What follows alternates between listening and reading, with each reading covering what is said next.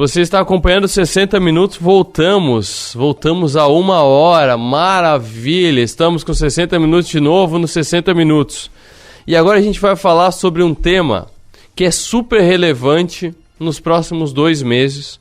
Tem inclusive, e eu vou depois no Instagram, que a minha conta, graças, está funcionando. Eu vou colocar depois um livro que eu li nesse verão, que é muito bom, sobre transição de governo. É um relato de uma transição de governo, do governo Trump para o governo Biden, se não me engano. Eu acho que é esse. Ou então foi para o governo Trump, mas eu acho que não. Acho que foi do Trump para o Biden. É o quinto poder. É o quinto risco. Muito, muito interessante. Eu vou colocar também, eu estou gravando em vídeo aqui, e eu vou colocar também um link para você adquirir esse livro se você quiser. Mas a gente vai falar sobre transição, que é o que vai acontecer agora. E eu não sei o quanto o Igor acompanhou o domingo da cobertura da eleição, mas me ficou uma diferença muito gritante entre a disputa estadual e a disputa federal, nesse termo de transição. Me pareceu que o governador de Santa Catarina estava tranquilo com o fato de que não foi para o segundo turno, encerraria seu trabalho em dezembro e faria a transição. Me parecia muito tranquilo para fazer a transição com qualquer um que fosse o vencedor, até porque em Santa Catarina estava bem definido já, né? Já no contexto nacional, a relação é muito mais tortuosa, bélica inclusive. Então, assim, são duas situações diferentes. E aí eu queria falar sobre isso, não falar sobre governo, mas falar sobre transição de comando. Porque assim como nos governos, acontece nas empresas. Sai um CEO, entra outro CEO. Como é que faz no momento desse? Igor Drude, que é o meu convidado de hoje, não é mais a live das eleições, mas é um assunto que vale muito, por isso está virando vídeo para o canal de 60 Minutos. Igor, boa tarde. Boa tarde, Arthur. Boa tarde à nossa audiência.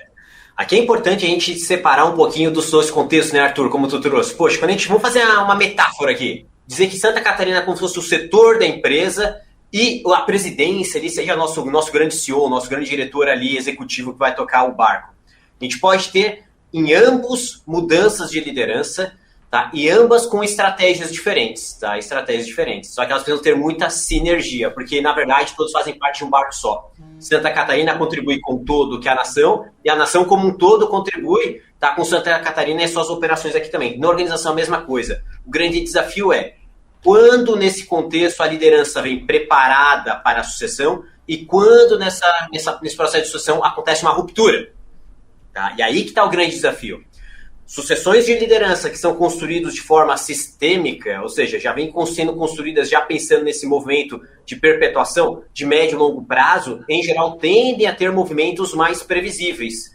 Tá? E não quer dizer que é previsível que ele é melhor ou pior, ou seja, mais previsível. Quando existe ruptura, em geral a gente tem aqui mudanças, transições, uma capacidade maior de transformação, e às vezes essa transformação vira até uma revolução. Tá, aqui por a gente trazer o que é esse olhar revolucionário. Revolução é quando a gente mexe radicalmente na estrutura dentro, para conduzir justamente esse movimento, esse ideal novo dentro da organização.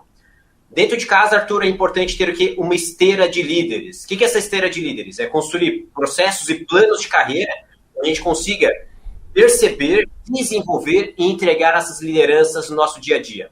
Fazendo uma referência ao nosso ambiente político aí também, como está o desenvolvimento dessa nossa esteira de líderes?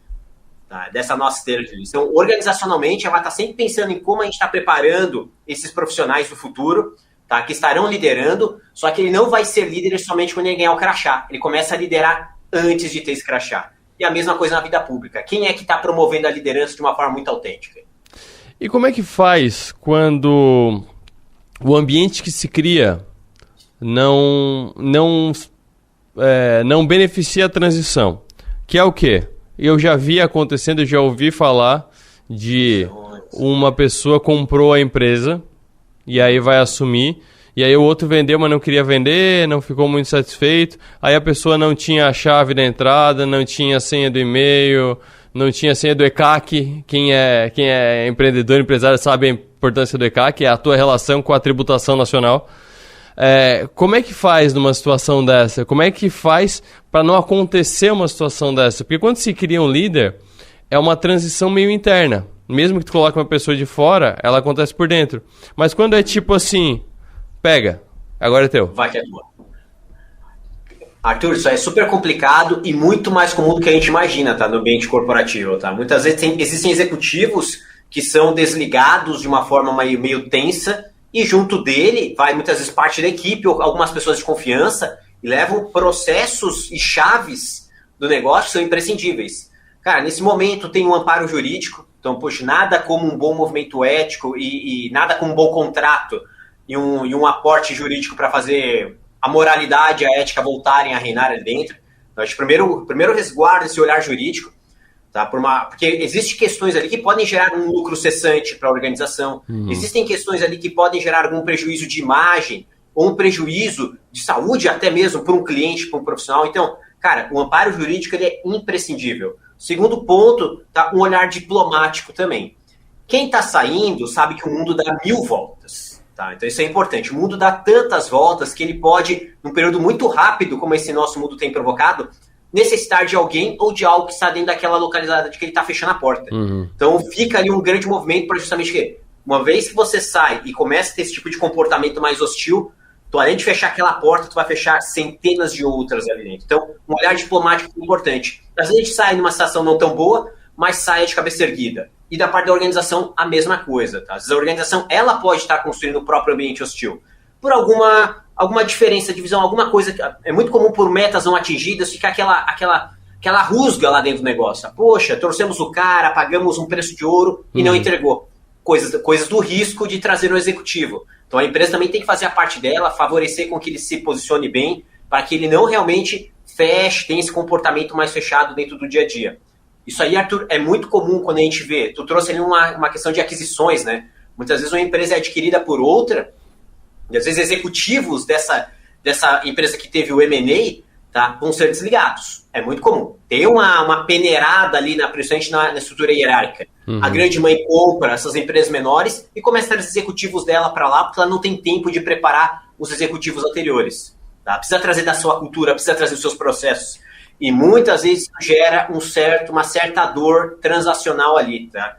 Não somente por causa da cultura que está tendo choque, mas também por coisas muito práticas e pragmáticas. Cara, dinheiro que não está circulando. E como é que faz criar um protocolo, um manual de quem vai assumir? Com quem que ele deve falar? O que ele deve preparar? Que informações que ele deve buscar? Se tu pudesse dar 3 dicas para quem vai passar por uma transição agora, que pode ser uma transição de comando de empresa, pode ser uma transição de comando de setor. Daqui a pouco tá saindo, a gente estava falando lá de cima, mas daqui a pouco é no meio. É o responsável pela produção da linha 2.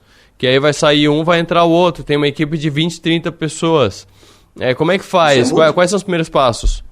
Isso também é muito comum, Arthur, na liderança média, principalmente nas gerências, tá? Qual que é o grande papel do gerente em geral, tá? Poxa, ele está respondendo por um time tático que tem que entregar resultado a curto prazo. Muitas vezes o indicador do gerente é diário, é venda diária, é alguma prática, algum indicador semanal ali. Então, muitas vezes existe muita troca dentro desse ambiente ali dentro. E aí, poxa, Igor, quais seriam os principais requisitos para mim fazer uma boa transição? A primeira, Arthur, é um bom entendimento de contexto. A história vale. Então, gestor, antes de você... Poxa, vai receber convites tentadores desses, mas saibam as histórias. O que é dito e o que não dito. O que é dito oficialmente e o que é dito extraoficialmente. Não seja surpreendido por fatos e coisas que você não sabia só quando pisou lá dentro. Então, investigue, pergunte, fale com quem está dentro, fale com quem está fora, fale com quem saiu. Fale com quem saiu. Igor, fale com quem saiu, tá? Pessoas têm saído, têm entrado, converse com as pessoas. Construa um melhor entendimento de contexto. Segundo ponto, Arthur, tá? Principalmente a liderança média, ela vai ter um olhar muito executivo com gente, com seres humanos ali dentro. Conheça o seu plantel, assim, de cabo a rabo. Então, nesse processo de onboarding do nosso gestor, recém-chegado ali dentro para esse processo, muitas vezes, de ruptura, ele precisa conhecer qual é o recurso humano que está ali disponível para ele. Poxa, os seus históricos, as suas competências, os seus pontos de melhoria, tá? Como está o seu desenvolvimento. Então, conheça o seu plantel humano. E o terceiro, Arthur, visão de futuro. Para onde estão construindo as estratégias para essa minha área? Quais são os objetivos? O que eles vislumbram a médio e longo prazo? Então, jogue com o jogo, jogue com as regras embaixo do braço. O que se demanda da área? como ela funciona, bote as regras do jogo embaixo do braço, conheça o seu plantel e conheça o seu histórico. A partir daí, acho que ele já tem uma boa base para estar assumindo uma área que muitas vezes vem de momentos de choque. Tá? Em geral, um líder desse não assume um time que está ganhando. Nossa, tá dando tudo certo, vamos trocar o líder. Não, em geral ele vai chegar em momentos críticos. Dá pra fazer até uma referência pro futebol, né? Uhum. Aquele técnico que chega, falta 2 rodadas pro rebaixamento. Em geral ele chega no cenário desse. Tá? Ele precisa realmente ter dominância nesses momentos, além de saber qual que é o objetivo a curto prazo, para ter pequenos sucessos e levantar a moral desse grupo, desse time e dos gestores que estão acima dele e avançar com melhor perspectiva. Última pergunta sobre esse tema. Falando de liderança média, gostei do termo que você colocou, liderança média. Quem está acima? O dono, o diretor, a hierarquia de cima. Como pode e como não deve participar de uma transição dessa? Por exemplo, vai trocar o gerente. Como é que o diretor deve agir? Participa da transição ou não participa da transição? Participando da transição, participa quanto? Bota muito a mão, bota pouco a mão e dá mais independência? Como fazer para ajudar sem minar a autoridade do novo? Perfeito. Ele participa ativamente, Arthur, mas, de novo, ele tem que se lembrar sempre que ele é um diretor. Ele tem uma visão mais estratégica, médio e longo prazo. Tá? Tudo que envolve a liderança dos liderados dessa gerência é com o cara novo que já chegou. Uhum. Então ele vai suprir o cara com muitos recursos, com muito alinhamento. Tá? Ele vira um grande mentor nessas fases iniciais, é importante isso. Esse diretor precisa estar muito próximo, com um alinhamento junto a essa gerência, mas ele não assume nenhum protagonismo na gestão dos liderados. Então ele participa ativamente, mas ele não é intrusivo. Então a linha é muito tênue ali. Se tiver um diretor que ele é muito... ele tem um posicionamento muito enérgico ali dentro, ele pode acabar sobrepondo algumas linhas que minam justamente essa operação do gerente. Então ele precisa ser participativo, ativo, mas não intrusivo. Tá? Porque justamente que quanto menos intrusivo ele for, mais ele acelera a performance desse gerente. Que muitas vezes o racional é o contrário. Se eu estiver mais junto, eu facilito a vida dele. Não. Tá? Se estiver operando lá dentro da base dele. Ele precisa assumir, ele precisa bater cabeça, ele precisa aprender, ele precisa ter conhecimento do time dele, das suas entregas. E aí vai seguindo o jogo. Igor, sempre um prazer conversar contigo. Um abraço, até a próxima. Valeu, Arthur. Um grande abraço. Valeu, pessoal. Tchau, tchau.